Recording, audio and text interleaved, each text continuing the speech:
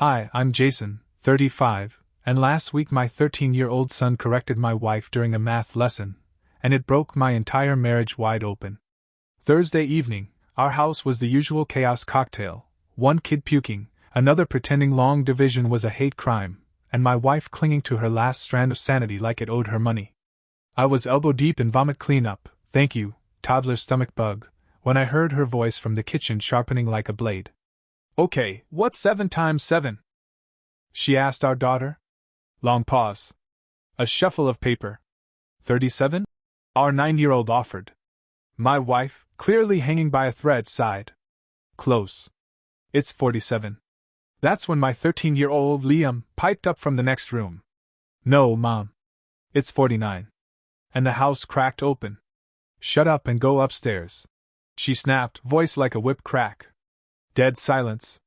Liam blinked, then turned and walked out to the backyard without a word.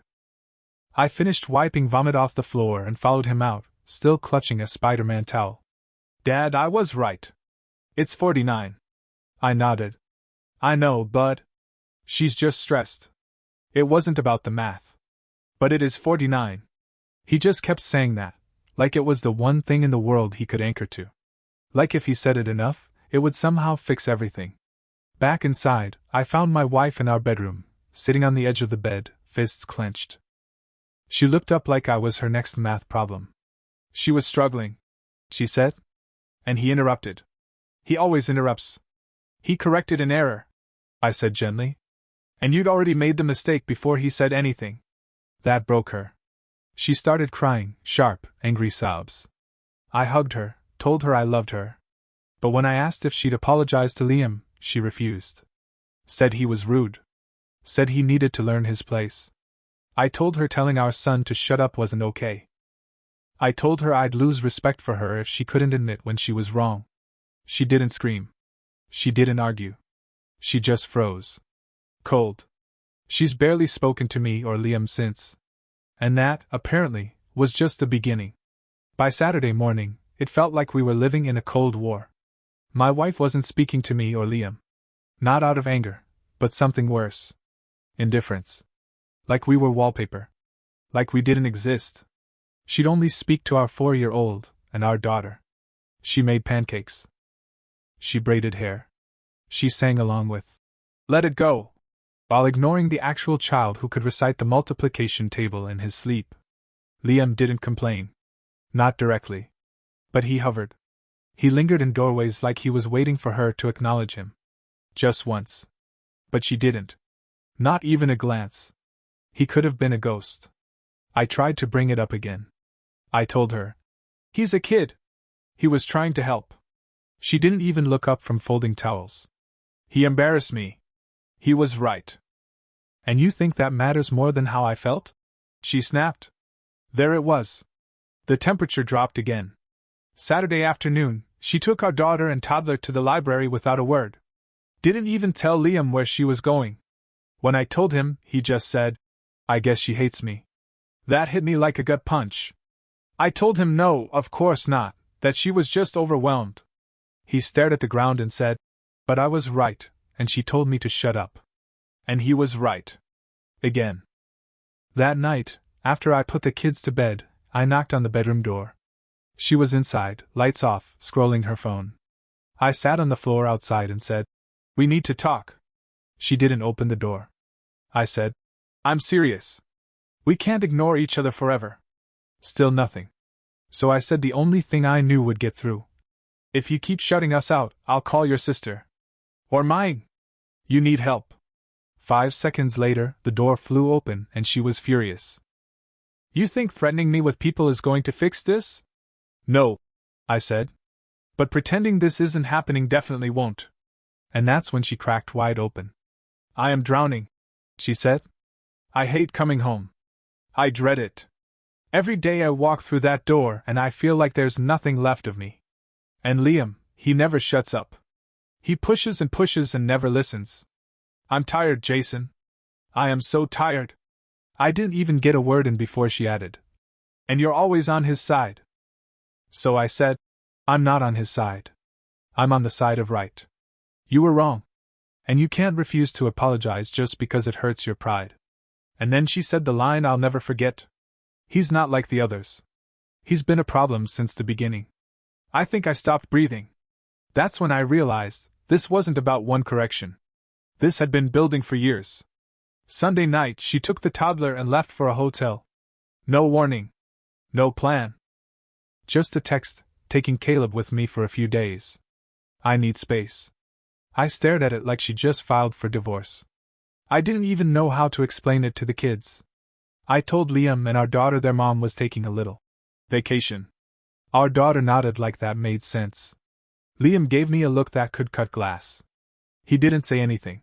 He just went to the garage, grabbed his bike, and rode laps around the driveway until it got dark. No helmet. No lights. Just circles in the dark. When I finally convinced him to come inside, I sat him down. Liam, I said, none of this is your fault. He didn't say anything. I know it feels unfair. Because it is, he said. She screamed at me for being right. And now she's gone. And I'm the one who has to pretend everything's okay. And yeah, he was right again. I told him his mom was overwhelmed, not perfect, and that sometimes people break under pressure. That didn't land. She's embarrassed, not angry. That's why she's not talking to you. She's not talking to you either. He pointed out. Touché. Later that night, I got a call from the pediatrician's office. Caleb's appointment was Monday afternoon. So I texted her, asking if we'd be going together. No reply. I sent 3 more messages. Still nothing. Monday morning, I went to work late and picked up Caleb from the doctor myself. That's when the nurse casually mentioned my wife had canceled the hotel booking after 2 nights and told them she'd quit her job to be a stay-at-home mom. My blood ran cold. I got home, called her office, and they told me the truth. She hadn't quit. She'd been suspended. Why? Because she told a coworker, who corrected her on a project deadline, to shut up and stop interrupting her. Same script. Different scene. And that's when I realized this wasn't just about Liam. It wasn't even about our family. This was a pattern. My wife couldn't handle being corrected, by anyone. Not a colleague. Not a child. And instead of apologizing, she was nuking her entire life to avoid ever admitting she'd been wrong. That night, I confronted her. She admitted it. She'd lied to me. She said she couldn't stand the thought of being humiliated, at work, at home, anywhere. And then she said something that made my blood freeze. I've been talking to a therapist. She says Liam shows signs of contempt for women. I couldn't speak. For a full 10 seconds I just stared at her. He's 13. I finally said. And correcting a math error isn't misogyny. It's just being right. But she didn't hear me. She was already spiraling. Said Liam's always been difficult. Said he's never respected her. And that's when I knew we weren't dealing with a parenting problem anymore. This was an identity crisis. A collapse. A woman unraveling from the inside out. By Tuesday, the kids were asking questions I couldn't answer. Is Mom coming home? Did we do something wrong? And the one that hit hardest, our daughter whispering. Does she like Caleb more than us now? That night, I told them the truth. Well, some of it. Mom's just feeling overwhelmed, I said. She needed a little break. She loves you. All of you. Liam said nothing. Just stared at the dog and kept playing. Twinkle, twinkle, little star. On his harmonica like it was a funeral dirge. Wednesday morning, my wife came back. She walked in like she was dropping off a library book, emotionless, efficient. She unpacked the toddler's diaper bag, said, I'll pick them up from school, and announced she'd canceled after-school care because she was officially a full-time mom now. That's when I snapped. You didn't quit. You were suspended, I said loud enough that the cabinets shook. She froze. Said nothing. Then walked into the bedroom and slammed the door. I followed. For once, I didn't care if the kids heard. You lied to me. About everything. The job. The therapist. Liam. All of it. She sat on the bed, arms crossed like a kid waiting to be scolded. I was ashamed. That doesn't make it better. I was trying to fix things. By gaslighting your son? By quitting on your family? And then she finally broke again. I am terrified, she said. I'm terrified that we've raised weak kids. Soft kids. Spoiled kids. I look at Liam and I see someone who doesn't listen, who talks back, who challenges me, and I think, how the hell did we create this person? He's 13. I said. 13-year-olds are designed to challenge everything. That's development, not defiance. She shook her head. My dad would have shut that down immediately. That's the point, I said. We're not your dad. We're not supposed to be your dad. And then she said it. I think we need to get tougher. He plays that damn recorder after quiet time? Take it. He interrupts again? Send him straight to his room. He mouths off? Ground him. No negotiations. I stared at her. Are you parenting? I asked. Or are you retaliating? She didn't answer. I suggested she take more time. Maybe stay at a hotel again. Talk to someone qualified. She refused. I'm not the problem. That night, after the kids went to bed, I did something I never thought I'd do. I called a lawyer. Didn't file anything. Didn't even leave a name. Just asked what the options were. Because for the first time in our marriage, I wasn't sure we were still on the same side. Thursday morning, she packed lunches like nothing had happened. I watched her cut the crusts off the sandwiches and hum some off-key melody, and I couldn't tell if she was holding it together or completely unraveling. Liam sat at the table, slowly spinning his juice box like it was a time bomb. My daughter quietly scribbled a drawing of a smiley face family, except one of the figures was frowning and drawn with angry eyebrows. Caleb was already crying because his waffle was too toasty. The whole scene felt like performance art for a mental breakdown. After drop-off, I pulled Liam aside. Would you be okay talking to someone? I asked. You mean like a therapist? Yeah. He shrugged. I guess. If it means she'll stop hating me. That tore something inside me. I hugged him, hard, even though he rolled his eyes and muttered, Dad, I'm not 5. I found a child psychologist that afternoon, and got him in the next day. Meanwhile, my wife was acting like she'd been born anew. She scrubbed the floors. She alphabetized the spice rack. She even offered to redo the chore chart. It was like she was playing domestic catch-up to distract from the crater she'd made in our family. Then Friday night came. After the kids went to bed, she sat across from me on the couch, legs tucked under her, sipping chamomile tea like we were a couple in a cozy Hallmark movie. I've been thinking, she said softly. We need a reset. No more bickering. No more undermining. A fresh start. I asked her if this reset included an actual apology to Liam, not just pretending the past week hadn't happened. She tensed. I did apologize. You mumbled sorry like he spilled your coffee. That's not an apology. That's customer service. She didn't like that. Why do you always side with him? She snapped. I don't. I side with fairness. You think I'm unfair. I think you're scared. And when you're scared, you double down. On control. On punishment. On pride. She went quiet. And then, barely above a whisper, she said, My therapist thinks Liam is dangerous. I flinched. For correcting math? For always having to be right. For the way he looks at me. For how little he listens. Your therapist has never met him, I said, trying to stay calm. And frankly, she sounds like someone who should lose her license. That's when she stood up, set her tea down, and walked out of the room. She didn't speak to me the rest of the night. I went upstairs later and found her curled up in Caleb's bed, holding his tiny hand like a lifeline. And in that moment, I realized something. She wasn't just retreating from Liam. She was replacing him. By Sunday, I had the results from Liam's evaluation. Not autistic. Not ADHD. No learning disorders. The psychologist said he was emotionally intelligent, talkative, a little anxious, but not disordered. Basically, he was a smart, sensitive, chatty teenage boy. But the line that hit me hardest was this. His anxiety appears to be situational, not clinical. Most likely triggered by external stress, particularly at home. I didn't need a PhD to translate that. That night, I sat Liam down on the porch steps. It was cold, but he didn't seem to notice. He had his harmonica, of course. Always the harmonica. I handed him the report. He flipped through it, stopped at a page, and looked up. So I'm not crazy? No, I said. You're not. He nodded slowly. I didn't think I was. Then he asked the question I'd been dreading for weeks. Are you gonna divorce her?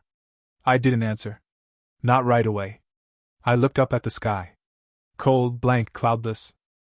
I'm trying to protect all of you, I said. Even her? Yes. Even her. He was quiet for a long time. Then he whispered, She doesn't like me, Dad. She loves you, I said automatically. No, he said. She loves the idea of me. The real me. She thinks I'm broken. I didn't have a comeback. Later that night, my wife returned from her sister's house, all full of therapy and introspection and something that resembled temporary sanity. She pulled Liam into a stiff, awkward hug and said, I'm sorry for yelling.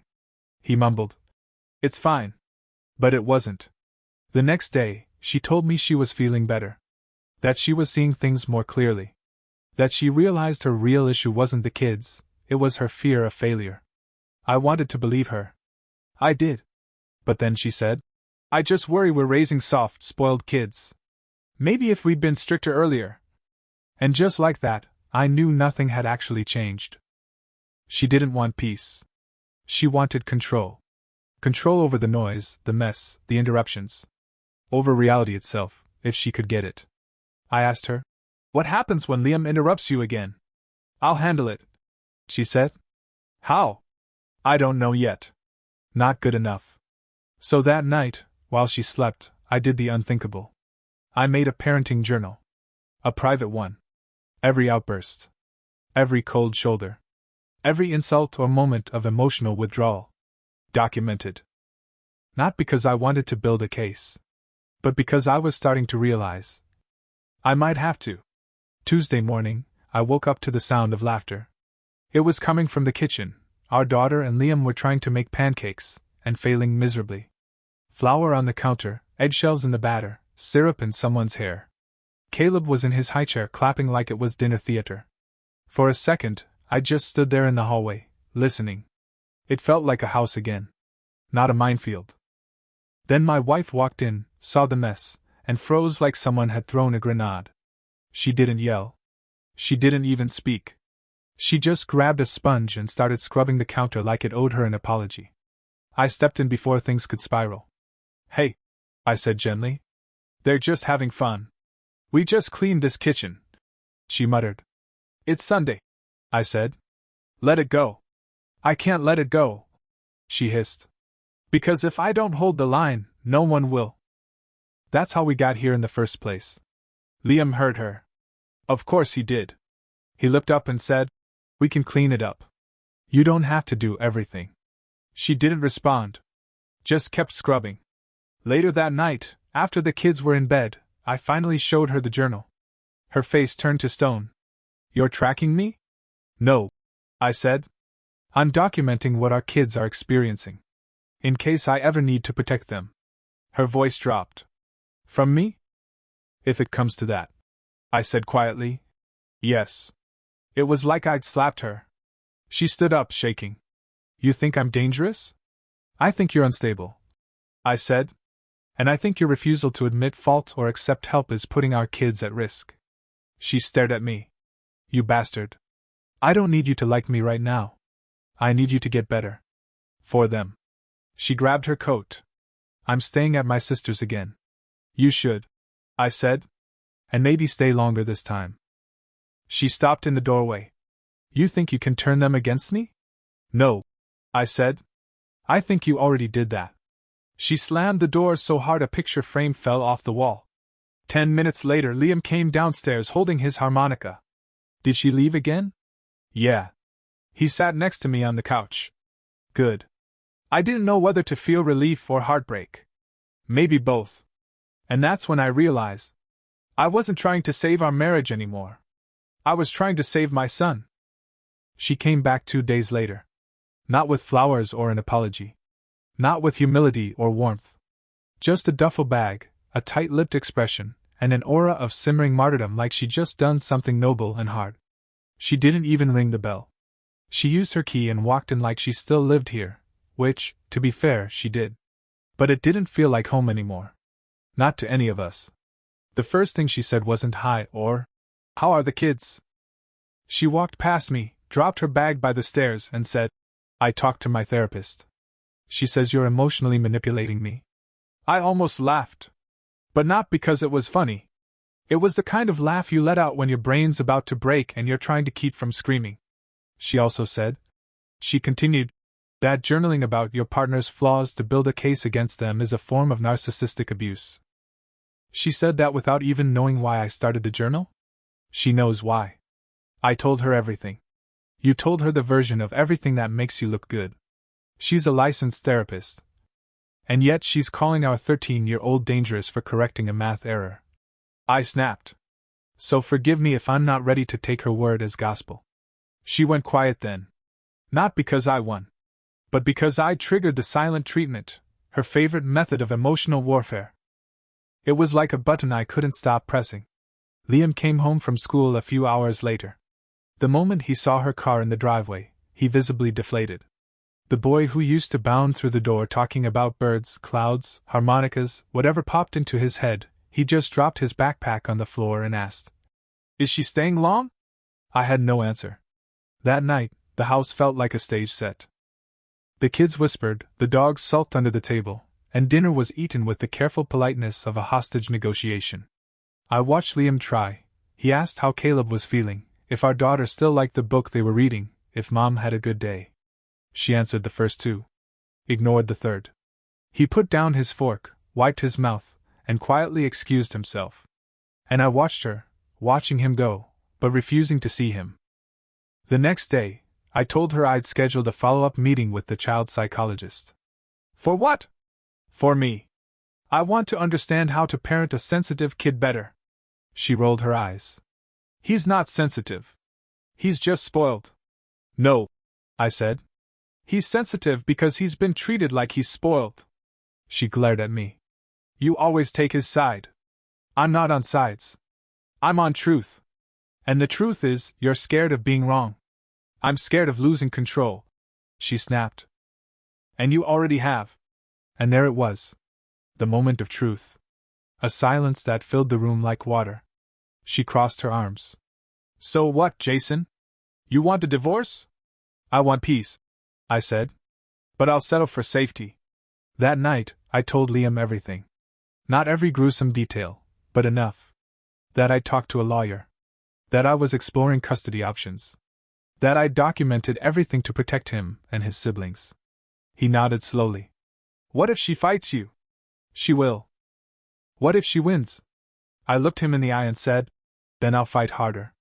The psychologist I saw that week asked me a simple question. Do you want to stay married? And I couldn't answer. Not because I didn't know. But because the answer felt like a betrayal of the man I used to be.